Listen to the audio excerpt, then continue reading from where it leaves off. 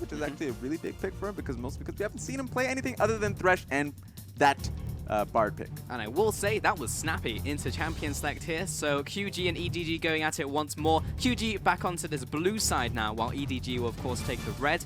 Jace and Syndra will start us off, while the classic two bans of Camille and Rengar from EDG on red. I don't see EDG banning out. I mean, I do see them banning out LeBlanc because 2MB has played it. Maybe they just disrespect, pick it up, say, you know what, you can pick LeBlanc. This is an adaptation, however. QG on red side last time banned Jace, Syndra, and then Varus. This time around they banned the Zyra, so it could foreshadow a priority pick of Varus. But Maokai is also available, and 9 times out of 10, that's the direction they like to go. And we have seen people decide to pick Sivir into the Varus, so maybe they're looking to just say, hey, you know what, you can pick it up. I'm quite fine picking up Sivir. That's Candy7. Just kidding. He's going to go for the Varus pick. Nailed it.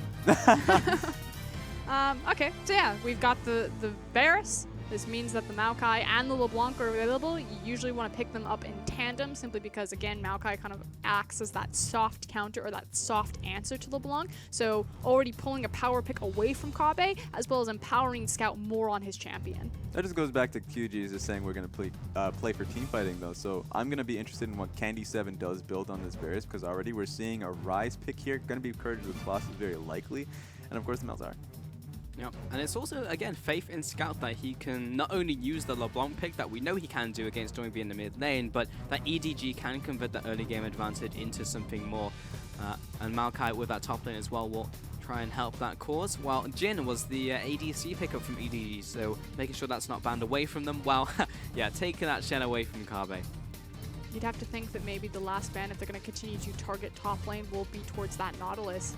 Could be that Kabe has to show something that he hasn't shown yet competitively in the LPL. Yeah, he hasn't played a damaged top laner. He is not looking towards it. I would think, of course, if you take away Nautilus, Poppy is still an option. But if you pick up Poppy, you're just going to lose priority at top side. So, I mean, that's just something that EDG are going to be happy with if they ban out the Nautilus. Not even hitting that at all. It's actually just a hit against Clid, and Clid's made multiple highlight plays himself already in a split, so why not take that one away from him? Tam Kench aimed at Mako, so bring that one off the board, stop Zet from just being unkillable in this one, while Kha'Zix prioritized for Fire Lolly. That's interesting because generally Clid will take that priority pick. I mean, unless if it's Lee Sin where he makes the play. So my question is, what pick is he going to be comfortable going up against the Kha'Zix? Not much is available. Graves is great, 7.2, 7.3, not 7.1. He does have the Elise available. That is true. And it would work in tandem with the Rise pick, so that would actually be really prime for him. That could be good, and here comes the Trundle once more, an LPL special. Could go into top lane or support, but I would expect it more on Cloud. Yeah, that would have to be top lane.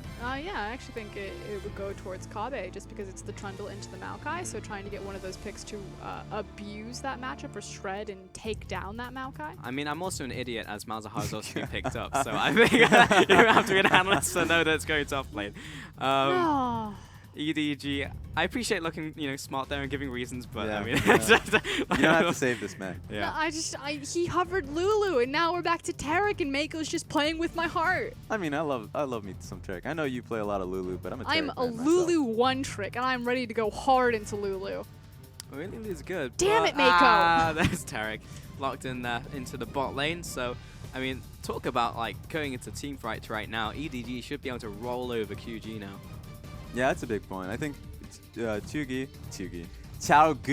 jeez, that's picking the Trundle here up against EDG. It's great for split pushing, obviously, but I think their team fighting is not too bad. They have to play it very slowly. If you can, I would love to see Candy7 actually go towards the armor penetration build because it sets up really well with the Trundle pillars. And to talk about Mako's Tarek pick, since I have to, we've seen a lot of regions globally experimenting on how to deal with the Malzahar. Again, this is 7.1, so Malzahar's nerfs haven't gone through. He's still very powerful. I believe it was Smoothie on Cloud9, since I was watching all those Cloud9 VODs, that picked up the Tarek into the Malzahar. And how it works is the Dazzle. So anytime Tarek runs at Malzahar, he throws down his Voidlings, it's really hard for him to trade onto the Tarek because he can proc Courage of the Colossus and absorb a lot of that damage, as well as stun the little Voidlings running at him. Just to cut that point off, I hate to be the bearer of bad news. Well, the little, he stuns Malzahar. That, but C9 isn't going to IAM. Oh. Yeah. No, don't worry. My prep. When I got that email. No. But yeah, I love the Tarek pick because it does work in tandem very well with LeBlanc, with Kha'Zix, the hops, with, of course, if you use your W on top of these jumping carries, that they can actually get the stuns going off of them. Yeah, That's that's a lot really of cool. Because we talked about how EDG last game, they just needed to dive. They just needed to pull the trigger. With Tarek Ultimate, it's that much easier. But can they do it proactively? Like, that's the problem with Tarek and the LPL and why he hasn't seen a lot of success, is that our teams are so good at being reactive. You know, those split-second decisions, those split-second counter engagements. Tarek's Ultimate, because it takes that, you know, channel time before it really pops off, does really poorly in reactive play. So if you're methodical, if you're clean, if you're on top of it, you look like a god. Otherwise, you look like a disaster. And the only person who's played Tarek well in the LPL was actually Zero. So maybe that is even maybe the same story as what we saw in Game 1. EDG with composition that could go either way, while QG with composition a little easier to execute, a little more in the wheelhouse of a normal LPL team. But either way, we're into Game 2 of EDG versus QG. EDG leading 1-0 and would like to bring home a 2-0 victory coming into IAM. Yeah, and I mean, I think EDG, they recognized their strength in the first game. Their first game, they were able to get that top bot lane dive incredibly well. And if you have a Tarek, it's going to be just that easy. Very, very easy. And so I like the Tarek pick because EDG has been doing well as a team and being proactive. That being said, this level one's actually really interesting, but they're getting caught out doing this. They did manage to get the ward on blue buff there, so they will know at least what side of the map FireLily is starting. Maybe they have something planned to do with that information. There is great pushing power and potential from Malzahar and Varus just because it's too ranged versus a melee in ranged, as well as the fact that Varus is a better matchup against Jhin and lane, but they're actually leashing for Clid. You can see the saplings also being set up, so yeah, FireLily will get this fast start off to him in the top side of the map. You can see Scout setting up there in the mid lane as well, trying to do something similar as to what he did in that first game, but it will be slightly harder against Doinby in this one as he has also taken Exhaust. So again, this is fairly common. You throw down your saplings and you kill all the little mini raptors. It allows Kha'Zix to get level 2, and then he can very quickly clear out the larger raptor, and you get to take down a camp, which is usually harder, that junglers have to wait earlier, and give him that head start in his pathing. Yeah, his XP is going to be fantastic here as well. He's going to be pretty ahead of the curve because of this. And remember, just because we don't talk about it a lot, simply because we don't get to see the matchup between Ryze and LeBlanc here. The fact that Doinby did pick up Courage of the Colossus here means that his early trading is going to be okay. He's going to be able to shield up just well. And then, of course, as he starts to scale up, he's going to be able to just outright bully the LeBlanc in lane. Already, Mako harassing down Candy 7 in the bottom lane. You can see that whole interaction of just taking out those voidings quickly is coming into play. But regardless, QG will have the push in the bottom lane to start. Scouting out the enemy territory. Putting some vision down in the enemy jungle. See where Kled is at. And he's going to head into the top lane while FireLily on the opposite side may be able to open something up in the bottom lane. Cloud and Candy 7 are rather pushed up, but instead he's going towards his Grom. Yeah, there's windows now that with that ward on red buff that both junglers are on opposite sides of the map and both junglers know it. So Clid now sneaking up into the top lane while FireLily has committed to his Grom. Does have flash.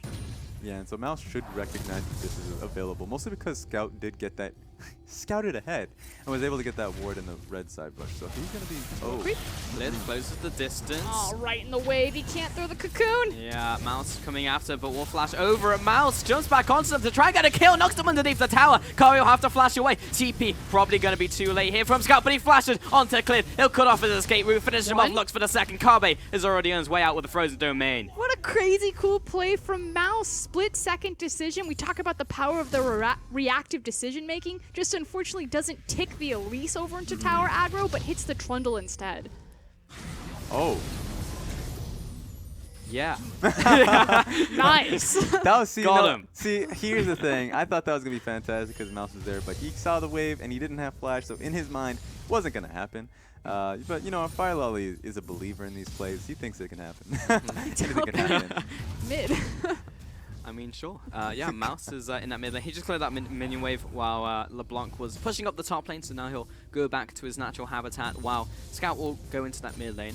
Surely Doinb should be able to clear out this wave before he gets there, though, so there'll be a slight CS advantage to him, but nothing really to write home about considering Scout spent so long in the top lane.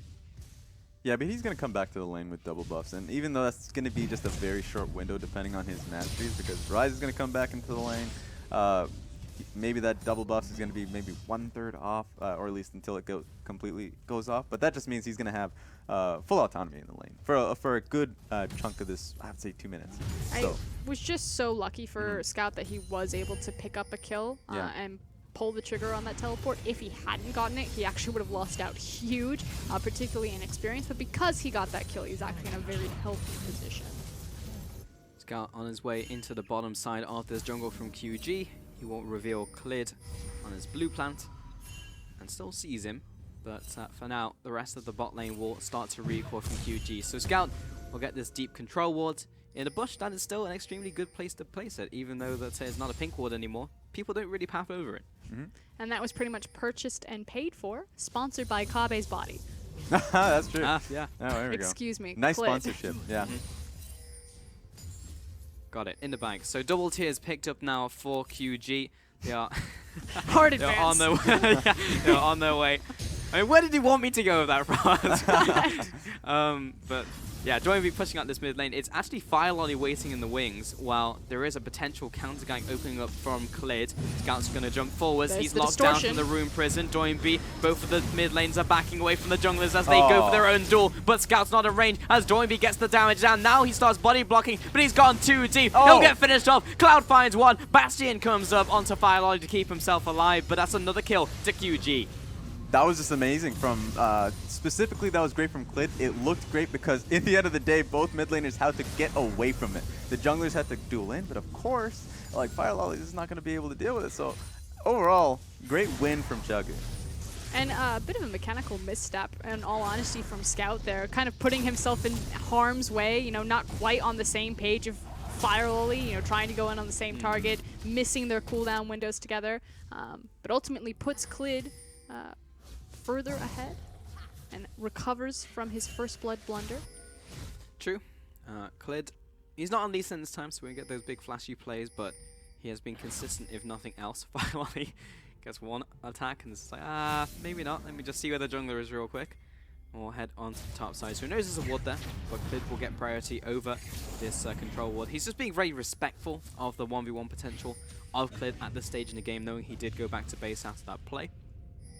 Scout also roams up. Go ahead, Raz. I was about to say, this is great from Chuggu overall. The fact that they were able to get that play going in their favor means that Cloud suddenly is just not heading down bot anymore. He's just not showing any more presence. I mean, Candy7 is going to be able to just farm it out safely with his Q, as he's doing right now. That just means that all of his vision's going in favor of Chuggu. But the problem that I have with this, like, while I agree that it's nice that their vision is moving around and Cloud is roaming, but he's level 5. Like, that was a level 4 Malzahar, like, can I gank your lane? What are you going to gank it with? I mean, he got himself a kill at that one. I mean, it Though he worked, stole it. so that's actually true. Yeah, he just did turn up, called the void, and says, this is mine now. All me. Yeah, all me. I mean, I'm going to make this trip worth it one way or another, and it's going to come down to me taking the kill from you. So what has that actually translated into, though? It's given him the sight stone, but I don't think he's actually that far ahead of Maker with that kill. He just converted it into maybe more consumables. Yeah, that didn't turn into much. Overall, I mean, he's just fairly comfortable for himself. He's not level 6 yet, but he's still getting a lot of vision here yet. He's got multiple control wards, which usually signifies that the support wants to set up around the dragon pit, because that's where that's really helpful, is making sure that you're clearing the pit and then controlling the area outside of it.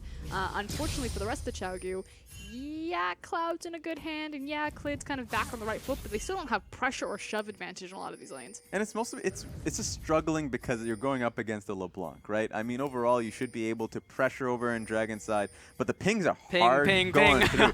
Oh, it's Clid. He's waiting around the corner, but Scout had got him dead to rights as FireLolly jumps over the wall. He's actually getting away, jumps after, but takes their fear. Unseen threat finishes him off, opening up the curtain call. Zed opening up some kills for the rest of his team. Meko coming in with that ultimate, but the kill has already gone down onto Cloud. FireLolly finds his second. Mako just ults for the assist really at that point. I think that control ward actually was able to catch out Clid there. Clid thought he was safe. Clid recognized that LeBlanc was rotating and thought he was being sneaky with it, but here we go, Doinby. Fire Lolly following after once again, and what a play coming in from Mako, the combo. Doinby will get away from this one using the Rune Prison, but it was almost their third. And that is a cool combo as we He did get quickly take a look at this. So the fact that he was able to get caught up by that control ward, the value on that one. I mean, Fire Lolly was going to be able to chase on it, especially since he had Flash. So this was just awful because Candy7 and Cloud are out of position. And it just means the moment Jin ulti came down, it's like, all right, let's get out of here. Clid was killed by the ward that was purchased by his body. It all goes back in the end to that kill.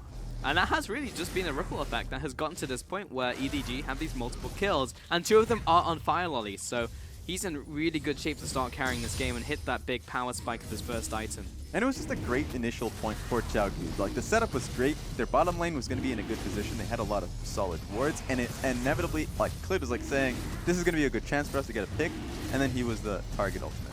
But touching back to the Fire Lolly point, I think it's amazing that he gets to be the carry this game, that he got the 2 kills front-loaded onto him quickly, because he doesn't have to build the utility tanky Kha'Zix if he doesn't want to, simply because they have the Taric. He can give him that, superficial tankiness with the ultimate. That can be a full damage Kha'Zix just flying into the backline that's unkillable. I actually wonder how much gold he has, because he's been sat on that for a while. He picked up 2 kills. He's 30 farm over Clid. So he'll probably pick up this one and just go back to base. And you'd have to assume maybe he'll go like first item Edge of Night, something like that we saw last game, because it does allow you to accelerate, jump onto someone, not get damaged on top of Mako's ultimate. Especially into this composition. But Trying to trick the man saying, my passive, you think I'm here? Well, guess what? Tricks I on got you. news for you. Oh. Realm Warp. Realm Warp. Yeah, that's a big point here. But Fire Lolly is bulking it up there. He is. But can Mouse survive? That is the no. question. They need to get TP away coming from in. Kabe, he might just be sacrificed to the gods, and it will be Scout coming in. He'll flash away. They turn around back onto Mouse. That's a big question mark as Fire Lolly's now coming in. It will be 2 people splitting off into the bot side of the river. So Fire Lolly, it will be harder for him to get on, but it is the top lane, and Kabe sticks around, and he goes down and pays for it. That stings. I mean, they tried for it, but ultimately, of course, the moment you start up for that, the TP comes in, Kha'Zix is going to be in the area. That was a really good defense from EDG. They recognized that, and they were able to come out ahead. And we know that Doinby is excellent at keeping track of cooldowns. You know, you think back to that Clid kick on Mystic where Doinby called that his flash was down for 5 seconds. But you don't normally play against double teleport all the time, especially in the LPL, and you think that maybe it just slipped their mind, like, my Realm Orb's up, we can make this play top lane, and you don't expect the LeBlanc to be able to meet you. Wait a minute. QG trying to meet EDG with a play themselves, but Mako's going to buy some time using the Cosmic Radiance. Got another couple seconds, but Zet's going to fall down. Mako backing away to his tower. He does have his team coming in right now, but he has been exhausted. He may get away. He doesn't have that extra damage on top of him. But tempo advantage still to EDG because they're pushing through the top wave. QG still have 2 towers to go through. EDG are hammering away on the second one. This is super risky for Mouse. He decided to look to clear the wave as much as possible so they can make use of that tempo advantage, but he killed himself. So, I mean, this is great for them. The 1 tower for 2 advantage for EDG sounds nice, but that's 3 deaths here. Yeah, and in the end, it means Mouse will be put behind, but he's took one for the team. So, in the end, EDG do still get the net positive on our 1,000 gold ahead. Just a matter of, did those kills go to the right places? I would say yes, considering Scout and Fire Lolly have them. It also unlocks the Maokai, because you don't want to be overextended that lane, or they could even switch up where they're placing their lane matchups. Like, say you kick the LeBlanc up there, have her sit in the overextended lanes and start to punish whoever's trying to collect that farm. Maybe Maokai kicks down to the bottom lane. Like, there's so many different options now that that tower is gone, other than just the static gold that it puts in your wallet. That's a good point. I think right now EDG have unlocked their top lane. Maokai doesn't have to do much to actually roam outwards. That's 2-3 waves maybe, and then he's free to basically not have to deal with Kabe split pushing onto him. So it's a good opening, a good investment for EDG, even though they did lose only Zet and Mouse in that entire escapade, I believe. But in the end, I mean, this is going to be interesting to see how they'll use that time. Escapade, good word. Ah. Fire Lolly. Yeah, this is, I don't know what that was. A Fire Lolly has picked up X-Drink and he's still got those double longswords, so he may still go towards that story to Dirk, but longswords go into pretty much anything. Woo! That is a lot of damage from Candy 7. Don't take a second one. He hasn't even got a big item just yet. That was just from straight to Dirk and components. Man, that tier battle stat just laying down the damage. Damn. And I think this is when Kabe actually starts to tank it up. I mean, he shouldn't go into a Ravenous Hydra. He should go into Titanic Hydra because that's a lot of damage coming out of Candy 7. And if he can set it up in those team fights, in those elongated team fights, he's going to be incredibly tanky, especially since he's stealing a lot of stats from Mouse on this Maokai. So this is a good opening here for Xiaogu if they can get it going for themselves. 1 minute 40 on that Dragon timer, so EDG waiting around the area. And for now, they do have the priority. So again, we always bring it back. EDG have the early game advantage, and can they bring it further? And QG, as they seem to be stepping up and may contest this, might be something that EDG can open into another tower, maybe mid lane, bot lane. Yeah, and it's about identifying the objective that EDG want next. You would seem it would seem to be this bottom tower, but that's being matched by QG as this is secretly a 2v2. Soon to be a 2v4 though, as Mako and Zet making the way down. Scout's following down Kabe, but little does he know Clid's there, but he does have Fire Lolly on top of him once more, and Clid comes out of the brushes, out of the shadows for Kabe to turn it around. Clid is very low, Fire Lolly backs away. He just has the Cosmic Radiance on top of him, which will save his life. Curtain Call opens up onto Kabe. Scout will follow after, but there was Cloud to protect. So he does decide to back off in the end, and for now, it's a 1 kill and a 1 tower to EDG. And Xiaogu's not going to be able to get anything else across the map. I mean, look at Varus in mid lane. Perhaps he can take chunk at that tower, but Mouse is going to be able to hold down Doinby, and that's a 1 tower trade. I mean, they got a tower and a kill off of it. But if Candy 7 can get this mid tower, which unfortunately he's not going to be able to, I would still say that that's almost kind of worth for QG, just because it's such a bigger pivotal point on the map that you can play around. But Candy 7, he's only got a tier, he's only got his Ghost Blade, can't push it down. Not just yet. But Scout, he's in pretty good shape. He has those 3 kills and already has his Abyssal Scepter. Moving towards his next item, looks like it may just be that Morella Nomicon. And obviously starting up to stack up that Dark Seal, which he did pick up earlier on. So 6 stacks on that one, starting to pay off. But Scout, still a similar position to what we saw him in the last game, where he was strong, but then they couldn't get from kill to kill and advantage to advantage. And this is going to be a little bit different from last game. Last game I was expecting him, of course he had that TP, he had a Shen as well. I was expecting him to split push, and he was trying to. He had that 1-3-1 going. This time around, you actually have a good composition for team fighting and threatening the backline positioning. I mean, look at Candy 7. He's basically paper. So he's going to be doing a lot of poke, but if you threaten that backline, then that gives you a lot of space for your team to be able to do a lot of damage. So I think this time around, it's okay for Scout to be entering these team fights. QG once more actually playing on the back foot, but they did retake that very quickly, at least in game 1. I'm looking at Mout, who's heading down to this mid lane, currently from top river, but it was just to place down a ward as EDG continued to push down this mid lane. Yeah, they kind of slightly missed their window to try to crack this mid lane. They have all of the tools. That can sit back, he can open up the curtain call. LeBlanc can get the cheeky flank, and we even saw that Mouse was moving down towards there. But Kabe doing a good job making sure that this wave is consistently being shoved into Maokai, just trying to lock him down and stall out EDG from kind of moving from objective to next objective. Yeah, and I think the biggest person to look at right now is going to be in Scout. Scout's the only one who has push priority here. It's a massive amount of priority. Whew, missed him out there. Oh, no, just kidding. No, he just broke up the voice shift, and he takes him out even through the nether grass. The projectile is in the air, and Cloud just has to be feeling bad about that one. Scout assassinates him in the 1v1. If at first you don't succeed, he tried again, and that's all he needed. So he got the kill there, and now this is going to be a Cloud Dragon. Sure, doesn't mean too much, but that just means that LeBlanc is going to head right back bot. He's going to have another shove, and he's going to look to go towards mid lane. That's a tower under threat.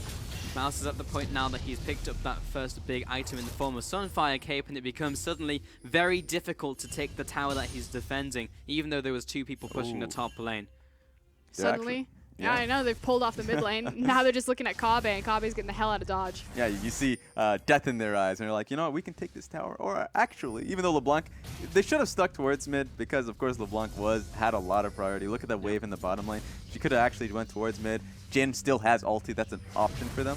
But they actually go for the blue steal and possibly that kill onto Trundle. And this is kind of the faulty mid-game decision-making that we were talking about on the desk here. Like, EDG are still getting stuff done. They're stealing away the blue buff. They're picking up these picks on, like, the support, getting the Cloud Dragon. But this is what needed to happen, like, 4 minutes ago. Yeah, they don't have much of a wave now. They actually have to wait a little bit, and that's a good point. See, they could have done this earlier, but their eyes were set on Trundle, and then their eyes were set on Blue Buff, and suddenly you're like, oh, we don't have a wave to work on anymore. Exactly. They could have done it earlier, and they could have done it right.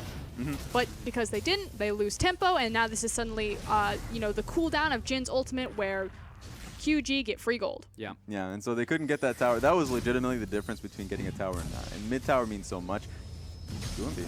Scout back in this 1v1. Courage of the Colossus has been popped, but it's scary from both sides. Had that skill shot landed, it would have evened up the odds. But Scout, now out of cooldowns, will wait once more. But it does mean that Doinby has to back all the way to his crows and then collect this wave. Yeah, even though he did a lot of damage in his initial burst, Scout was not going to be able to win it out.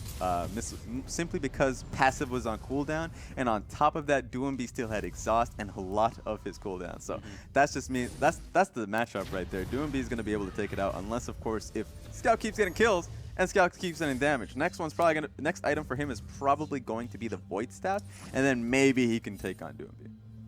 Yeah, in maybe one combination. So now 4 to 6 in terms of kills. Advantage to EDG still in the form of around 3,000 to 4,000 gold. We're looking at that Dragon Nexus round warp used by Doinby, and he's out of it. It looked like he took Scout with him, but he jumped back on his distortion pad. That's not a mechanic that can happen. I was like, wait a minute, that where would you be going? very cool though if I've it took never enemies seen as well. that interaction.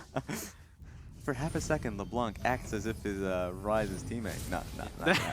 No. No, we're pulling out. We're abort mission. Zet pushing down this mid lane, and again, it looks like the play will be turning into round 2, because Zet has his curtain call once again. Is going to stop Candy 7 from just constantly shoving this out. This is actually a major strength for Xiaogu, is that they can continuously stall this out, and Ryze can hold LeBlanc bot. The only way EDG can actually make this play happen is if they commit the full team. And right now, Scout is heading over. He doesn't have much mana, but he doesn't need much mana. Can they set it up? Jin does have ulti. Candy 7 steps too far forwards. It's his instant doom. That could be spelt for him. He's been seen. He's been seen by the ward, but he's back into the shadows. There we go. Jumps over the wall. And yeah, just the fact that Scout was there with the numbers advantage means that EDG can push down this mid tower. And finally, the tower goes down 21 minutes in, and that has opened up so many more opportunities for EDG. We did it, boys. The tower went down. Golf clap. Okay, but the hard part happens now. The Baron is up. So, EDG, do they funnel their attention entirely into this Baron and possibly throw the game because it would come down to 50-50 smite? Or do they continue to look to exploit their current lane assignments and try to eke out more pressure and tempo advantage on the map by taking more structures? I think it's one of the same, mostly because Baron is going to be the key objective here. Those were very different options. He's I'm explaining himself. I Yeah. got you right Give here. him right? a chance. Oh, no, just maybe kidding. not, because QG are going for Baron. Teleport? Okay. Teleport off to the top side, so that will force them to back away, but they He did cancels burn the TP. I mean, I'm not going to jump in it back now, but the important thing is they burnt that summoner from that play. Okay, so here's the thing. Now that I have the time to explain myself here. Get around the fire, ladies and gentlemen. They have a lot of pick potential on EDG here, especially on Scout. Scout can actually play the top side of the map.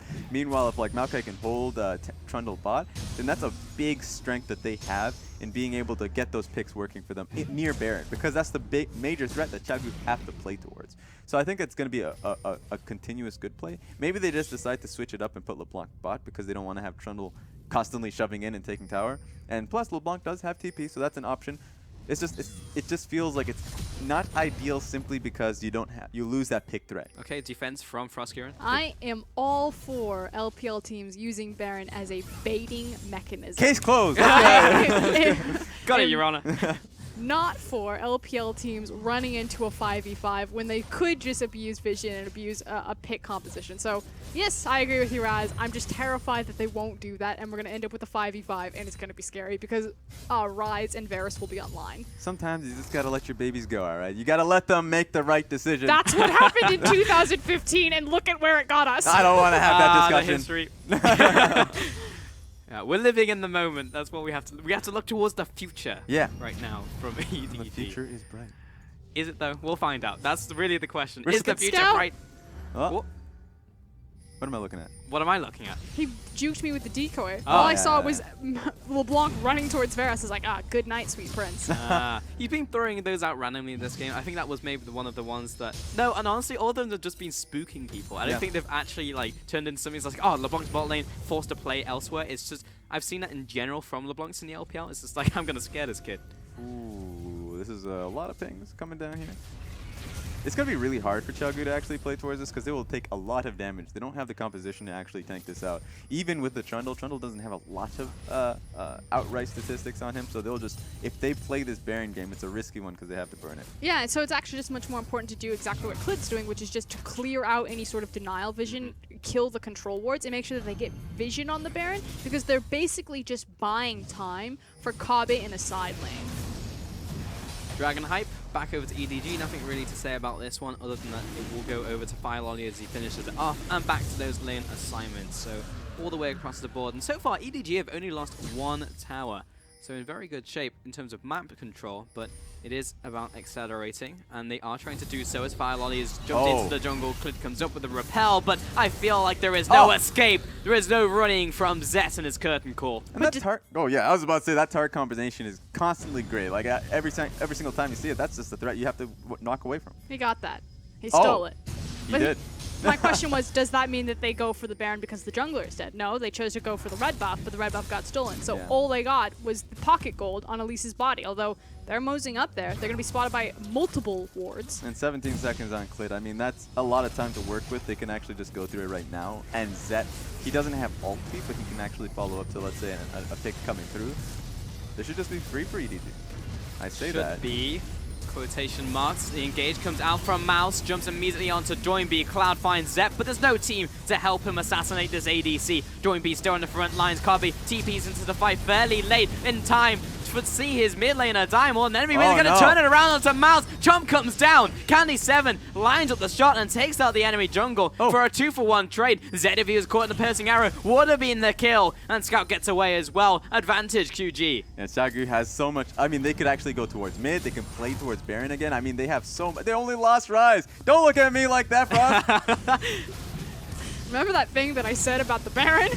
You remember that thing about re-engaging once again, reactive plays? We almost had it there from EDG, but they decide better of it as mid lane tower will now fall to QG. Zet needs to be careful. He's staying around as the pillar comes up from World Breaker Kabe, but he'll back away. I mean, we're going to have to have a look at that fight again, because Zet's positioning was a little scary. He had to tank the Baron, and he didn't get the Taric ultimate. And he couldn't get the initial stun off of W. It was way off, so that was probably one of Zet's worst fights overall.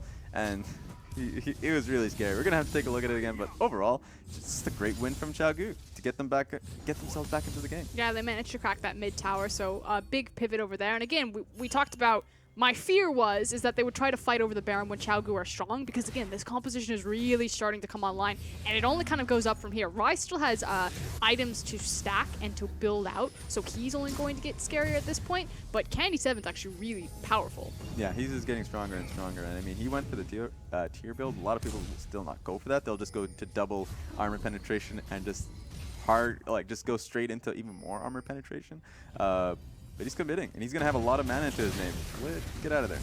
Two. Mouse is going to jump on top of him and gets the snare down from Zet as well. He'll follow up with the curtain call, and we'll wait for the repel to come back down. Do we have the defense from QG? Yes, we do. Sticking down. Oh! Whistles past the ear of Clid. Well, it's not the kill in the end, but EDG will be happy to shove him back, and it will be pressure towards the Baron now. Yeah, that's the jungler off the map. They can actually just go towards it. I mean, that's a one. Yeah, get it out of there. Get that ward out. But they don't want the Baron itself. They do want the fight. But the scary thing is they're still looking across from a lot of key ultimates. Cloud still has the Malzahar ultimate. Clid's back, rushing towards the base. And Varus is incredibly powerful with his poke. So it's still really risky to start the Baron. I mean, look at how much those piercing arrows are due. They can't afford to funnel into that tiny little choke point. And remember, Kabe does have a DA for himself. So he can consistently put out those trundle pillars, and he won't really be in danger of dying. I mean, it'll take a very long time before that actually happens. Still scary from QG. They were considering a mid lane push, but do get out of dodge. There was no chain landing from Scout. And meanwhile, they will regain control over the Baron area. Scout will take the opportunity to take his blue buff, then rejoin his team at a later date. Maltus have his TP, so he's pushing down the bottom lane. They can't look to pick the fight because ChiaoGu, or at least Doinby, used his ulti to get vision of Baron. But this time around, they're going to get it anyway. Not good, but all the skill shots go wide and just kind of walk through that one. Had to burn his flash. The QG will start off this Baron, but this will open up into a fight. FireLolly's low as well. He was poked out. going to be really... Mouse is in.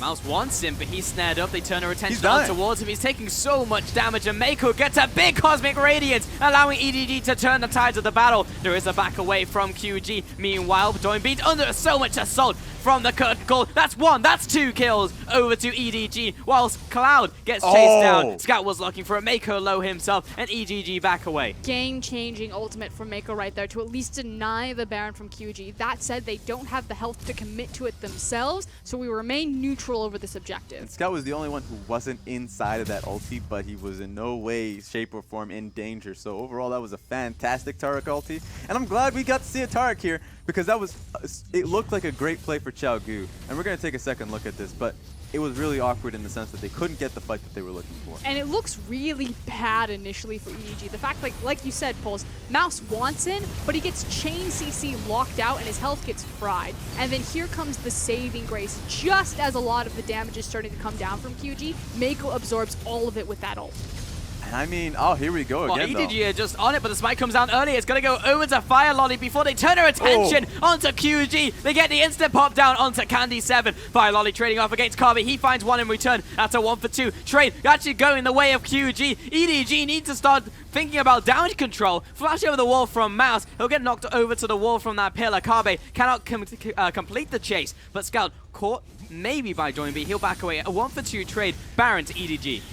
That was really, really risky. I mean, the camera just panned in as the Baron was dying. Fire Lolly being able to commit and get that smite was key. And so, of course, I mean, Xiao Gu's really scary. They were almost able to take the fight, but overall, that's a big win for EDG. I mean, you talk about Fire Lolly versus Clearlove and, you know, who's the better performer for EDG. One thing that can be said for Fire Lolly is that he's consistently hitting these key smites. So Scout just killed someone off into the side. I mean, there was no time to play-by-play that as he died instantly, but it was just a nice pick off to the side while Infernal Dragon goes over to QG. It's still worth continuing that discussion about Fire Lolly against Clearlove and whether that would like change the pace in the game in terms of shot calling, but I mean, Fire Lolly is still having a standout performance.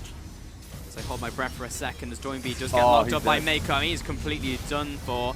Mouse jumps on top of him and also has the Cosmic Radiance. They weren't even taking damage from that engagement. Doinbe drops in the mid lane as they continue their assault on the mid lane tower. Scout jumps in but takes a big piercing arrow in return. He'll back away for now. Yeah, that's a lot of damage coming out of Candy 7. So even though this is a big win from EDG and they're going to look towards going towards this inhib turret. Jhin ulti comes through.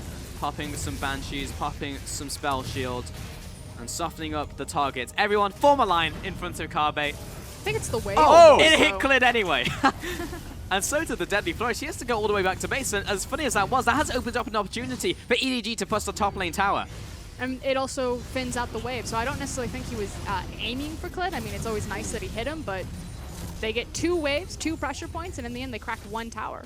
So that was just, I mean, they were stepping on coal. They were almost going to find themselves getting burnt, but EDG were able to come out ahead in that one. And just take a look at this. That was actually really, I mean, there was no real danger. Elise was actually really far off.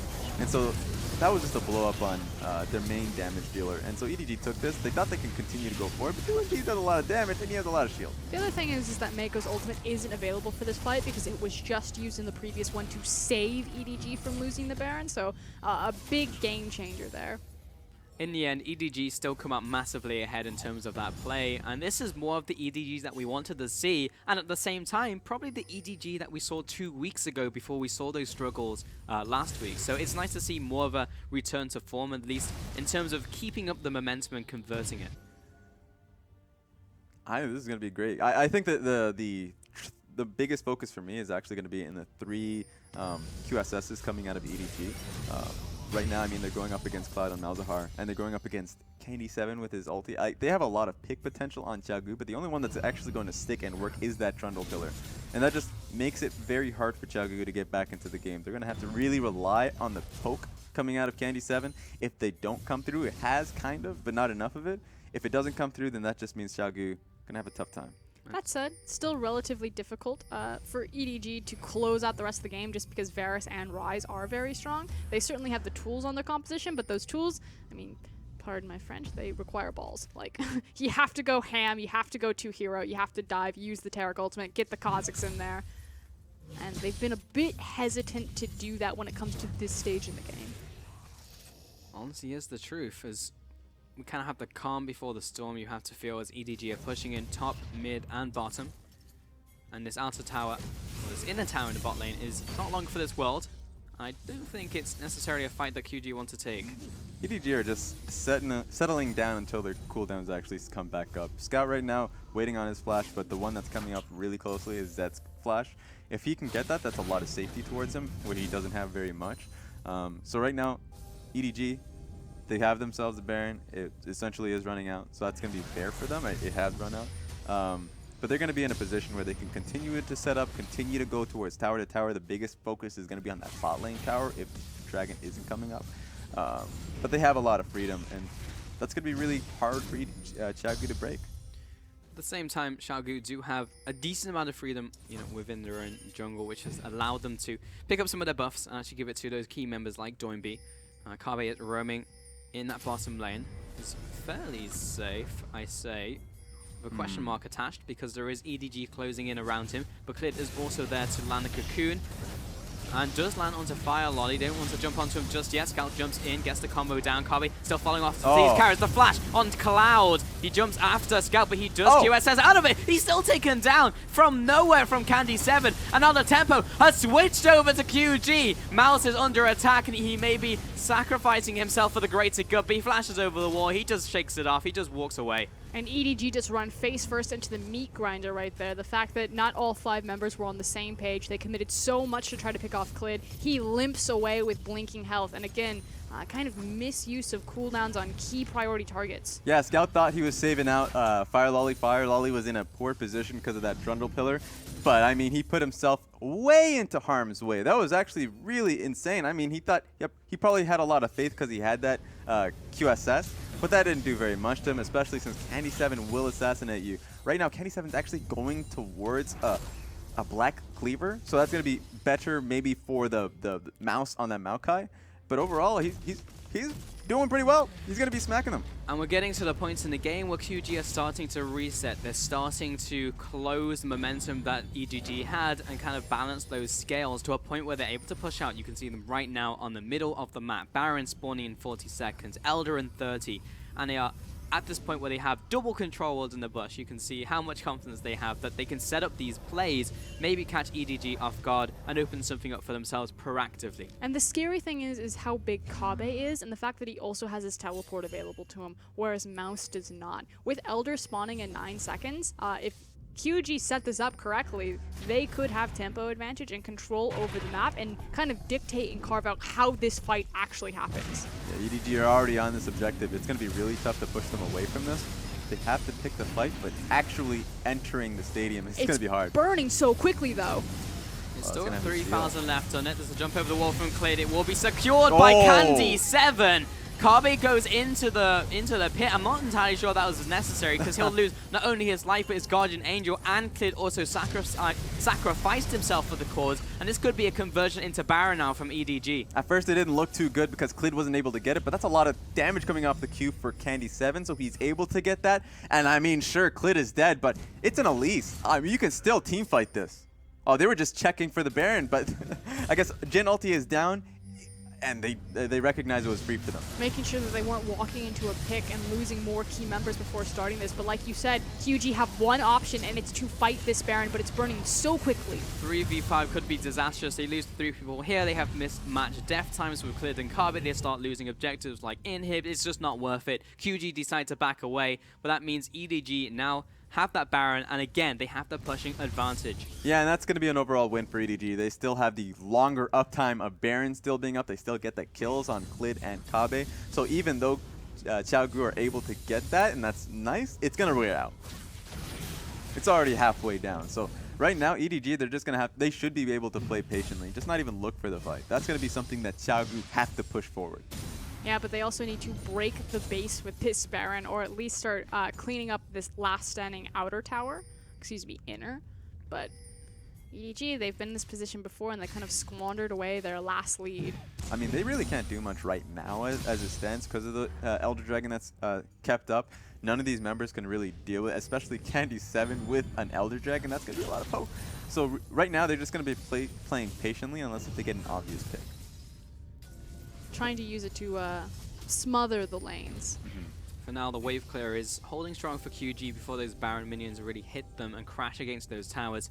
More importantly, there is an exposed inhib in top lane. There is that inner towers you mentioned, Froskuren, that EDG can look towards if they want an easier objective. But for now, they're looking for this 4-1 with Scout in the top lane. And it's almost out. About 20 more seconds until Elder Dragon is completely off. They can play patiently. Oh, this is a cannon wave. They can actually just commit to this if they want to. Taking down the tower, they're chipping away with Zed. That's all they need to do. Firelight taking a bit of harass. They need to make sure they do not take too much, as an engage could come out from QD. LeBlanc is going, well, thinking about going back to base. He wants an item pickup, it looks like. Overall, that was really safe from EDG because that looked like a bait. They can all in on this tower, but at the same time, the Elder Dragon was very, very close to coming back up. Now it's completely off. This is the tower, or at least the time for them to go in. This is the go button. Yeah, they are pulling the trigger. Nice arrow coming in from Candy7, but it's not going to be enough for now because their support bites the dust, and the rest of EDG, all that healing, all of the ultimates thrown on top of that means an inhib and a second one in the top lane sure to follow. Yes, at least 2 inhibs, or at least 1, I should say, because Candy7 is certainly putting on the heat. He actually had to heal, so Zed's heal's down, and I don't think he wants to continue to go for this. I mean, he's going to use ulti. That's all he can use. Yeah, but that's still the fire support that his team needs to crack open this next tower. Joinby throws some minions at them with his Realm Warp.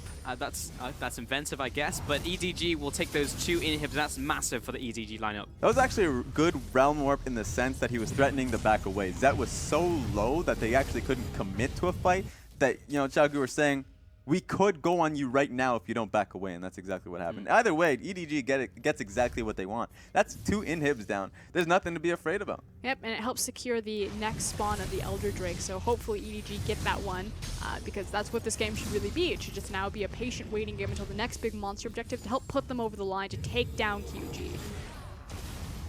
Honestly, that's the safe route. Yep. But if they're good enough, if they feel unlucky tonight, they can just go towards that bottom lane because they have 2 inhibs going straight. So they can just group up as 5, but the worry is that that's exactly what Chagu wants, because that's the time in which Candy7 get his poke. Listen, Dignitas. I agree with you. I'm telling them to go the opposite lane of Dragon, all right? I mean Baron. That's the opposite side of the map. They're going straight towards this tower as a group, and that's the best place for them to do. That's what they want to do. At the same time, QG is still very scary. You have like a well-farmed Ryze, a very tanky Trundle. We're approaching like 6 items on everybody. Again, it kind of comes down to risk versus reward. Like, if you stall out and you wait for the Elder Drake, like, you're not losing much in your momentum in terms of gold, because the gold difference doesn't matter at this point. Everyone's got 6 items in core. What you need to be doing is abusing your pressure points. You got 2 inhibs, and you can make them choose either your Nexus Tower or the Elder Drake. If you take the 5v5, that's the 50-50. If you lose that 5v5, suddenly you lose the Elder, suddenly you lose the inhibs. Yeah, and I think this is worrying, but I think Chagu are going to be in a tough spot because Candy7 didn't actually go back to base when he had the opportunity to do so. Right now he's less than 25% on mana when he should be the one spamming out his Q, so he needs to find a way to do that. I mean, he has a lot of mana because he has that tier built up on him, but if he has, like, he's not going to be able to go back to base for about, at the very least, 3 minutes until they can get a proper fight.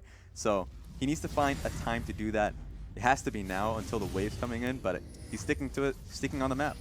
He is. I mean, yeah, as you said, maybe that was the opportunity. Joinby called out potentially by Scout, who gets hit by that cocoon. They could eliminate him, but he gets the zonies out just in time by bottom mashing. Meko comes in. He gets the shield down, the Bastion, and the ultimate. EDG will look to protect their star member in the mid lane, while Zed hammering down on his bot lane tower. They need to see if they can get this one objective. Carve dodges out of the way of the deadly flourish, but it's towers going down in the bot lane, super minions pushing on and flooding into the Nexus towers, and EDG are winning by the war of attrition. EDG are going to come back right into this. Maokai is backing, he has TP, he's just going to come back at full HP, and on top of that, wait, there we go. QG recognizes they were thinking about going in, but Candy7 is so low on mana, there's so little he can offer. Carve will be going down into his Guardian Angel. Miles back into this fight. Joinby getting shredded by Fire Lolly, and Miles. Klid, meanwhile, also just becomes a reset for Fire Lolly. Carve zones the back line, but his team is nowhere to be seen. 2-0 so far for the EG lineup, and it's just a matter of signing the paperwork, dotting the I's, crossing the T's, and Mouse is just sitting in front of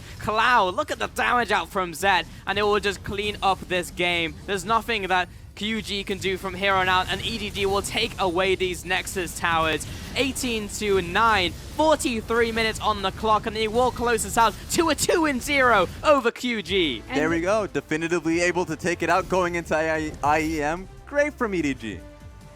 And they defeat both iterations of QG. So they beat them with their new jungler, they came back, they beat them with Clid. At EDG looking much better from their slump last week and proving that they're still a contender in Group B. It's nice to see from them. It was definitely a cleaner second game, and as you mentioned, it was against both iterations of QG, so that's something even more. And nice little hop there as well. The team got to feel good about that one. And more reserve faces, of course, by QG. Would have liked to at least pick up a win in that series against EDG. We're looking more on form today, so nice to see overall. Yeah, I think Xiaogu, even though they came out second place of the group at the end of the day for them, they still got to feel a little bit happy. I mean, that was a really close game on both the chords. They have a lot more to work on, and they recognize that going into the second, after the break, I suppose, because now, you have one more week of a break in the LPL, and you're going to be watching more games of EDG play across the ocean. But ultimately, this now tells us who our first, second, and third teams are. So, not by standings, but Newbie has beat both EDG and QG, so that should put them first. And then EDG has beaten QG but lost to Newbie, that puts them second. And then it should be QG who's lost to both EDG and Newbie. Okay, Raz, your thoughts? I'm just going to say, hold up on that, because it's all about consistency at the end of the day. Newbie's doing well now, but if they just drop off in about a week or two, then suddenly their standing just remains the same. Yeah, and in terms of standing, they should be able to pad them out as we get into our final game of the day. But before we hit that, it's worth talking about this matchup to its completion before we head on to that final matchup, which will include Newbie. Yeah, so EDG found the momentum, got the 2-0. Mid-game decision-making, still a little bit questionable. Even in that late game, it was kind of the hybrid of both worlds and the best that you could have hoped for. They were using the pressure point of the two inhibs down, but they still went for the 5v5 as opposed to waiting for the next epic monster, that Elder Drake to spawn and then taking that and then, very cautiously closing out a game. Worked out for them, but you can still see some pretty glaring holes in where you can poke at EDG. Sure. Yeah, but also I wouldn't say glaring successes, but overall, I think their bigger ups, I suppose, is in both games they were able to have a lot of strengths in the early game that they were constantly able to look back on. I think that's massive, especially in the top side of the map where Mouse is he's consistent from the early, mid, and late game. And that's exactly what they need from Mouse. Historically, their top side of the map, unless if you're counting out Coral 1, have just been fairly weak. And so if they can actually keep this going on a right trajectory, then this is going to be a positive for EDG. I think the biggest thing to me was the fact that they were able to bridge the early game to the mid game this time around, whether that was through champion picks or otherwise, and just shot calling. It was a lot better from them, and also utilizing the LeBlanc pick, because we even said in that first matchup, it was like, do we just want to stop picking the LeBlanc because it may be a liability as they are not able to translate it, meaning that it just falls off. But in the end, they were able to use it to its maximum potential. Yeah, in this single series, Scout pretty much doubled LeBlanc's wins in the LPL. Like, that's how atrociously bad and poor she's been in this region specifically. And it was nice that he was roaming around. Like, they look so explosive early game. It's a very fun team, when they're diving the towers, when they're pulling the shins. But for some reason, it just doesn't quite connect between, 20 to 30 minutes. Yeah, it's just hard. You have to play around your entire team, especially since Maokai and Malzahar are just standard picks running around. If you ever mess up on it, and Scout has had a few moments in this set, then LeBlanc doesn't do well, especially in these massive teamfight comps. We saw him play teamfights well in the second game, but that's mostly because the early game leads that they were able to continue going forward with, and that's the strength of LeBlanc. So, there should never be a time in which you just outright let LeBlanc through, especially since you're going up against the best teams in the future and very, very soon. Yeah. But overall, I think we've seen the strength and weaknesses of the champion. And that's what I want to follow up on as well, because it's worth mentioning EDG because they are the LPL representatives coming into this tournament, approaching them with IEM. So if you had to pick one aspect of their gameplay, what would you look to improve between now and then? Because we don't have long. They'll be traveling. They'll be setting up for this tournament. Nofa's going to be looking at the draft and looking at everything else. But in terms of weaknesses that they need to cover up and band-aid, at least coming into this tournament, what do you look at? I would say discipline. I think we saw moments even in this game where they had a very, very clear goal in going towards that mid lane tower, but they decided to go towards blue buff, and they just elongate a lot of their picks because they try to be a little bit too greedy. So just make it easier for themselves.